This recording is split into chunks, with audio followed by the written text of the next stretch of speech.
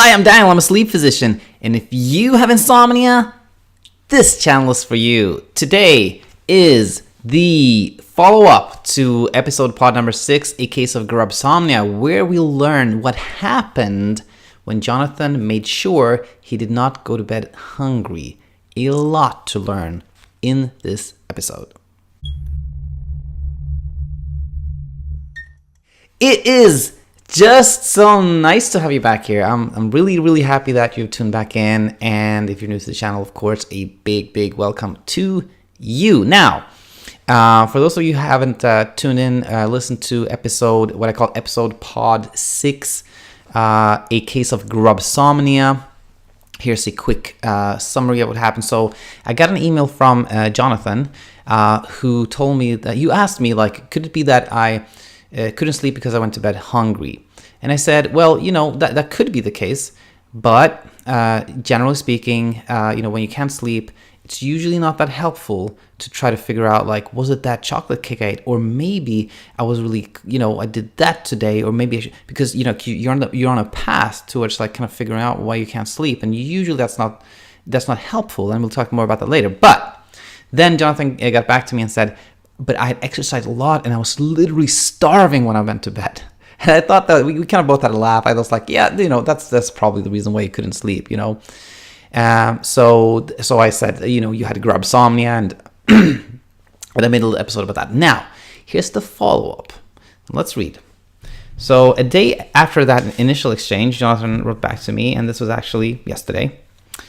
He's writing, just listen to it. The podcast episode. Yes, it was a good one. On a side note, I think I understand what you mean, because yesterday I made sure to eat plenty and I felt quite satisfied before I went to bed, but also a bad night and I felt wired before going to sleep. I noticed that I had been thinking so much about sleep that day, trying to be so scientific about how much I needed to eat. I also made a mistake of going on forums to discuss metabolism and sleep. They go deep into body temperature and how if you run slightly colder than usual internally, you can have trouble sleeping, etc. Just so much on my mind, which made for a very tough time.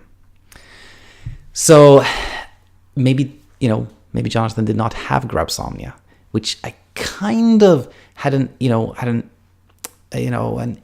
inclination to believe in the beginning, but then when he was so hungry, I thought maybe it was simply I was hungry. But this really illustrated a good point, I think, and this is really what I want to convey to you today is there are really just a few things that cause insomnia.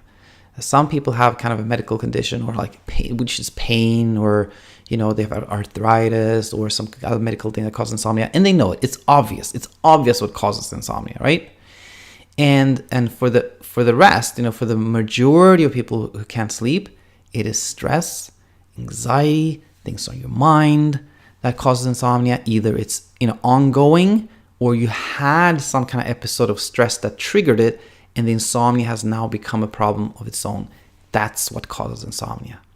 It is not that you don't have enough serotonin levels, or that you have adrenal fatigue, or you didn't eat enough, or your body temperature is off, or that line of thinking is completely understandable, because of course when you have a problem, you want to solve it. You want to try to figure out what's causing it so you can do anything about it. But there's also this component of a hope for a quick fix, and better than this, that you're hoping that it's just that I've been eating too much chocolate, and if I can just eat less chocolate, this is going to go away. And I hate to break it, but that there is no quicks for insomnia. There is no quick fix. The best thing to do, is what I always say, is to use cognitive behavioral therapy for insomnia. It doesn't work for every single person out there, but it is the best thing to do. It really helps most people. And if you're new to the channel, you don't know what I'm talking about, just go back to episode number 1. Insomnia Insight number 1, and watch like the first couple. So episode number 1 is really good. Episode 5 is important. Episode 14 and 21 are like follow-ups to episode number 1. I hope this will be helpful.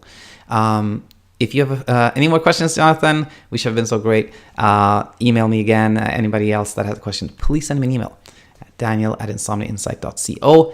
You can also leave a comment, but I noted that sometimes I was really upset with this. There was a comment that I didn't see for 2 days. So if you're Joshua, If you're Joshua, I'm really, really sorry because I didn't see that comment for 2 days and I did respond to it, but that's why maybe emailing is better. So all this being said, hope to have you back here real soon. And until then, you take it easy.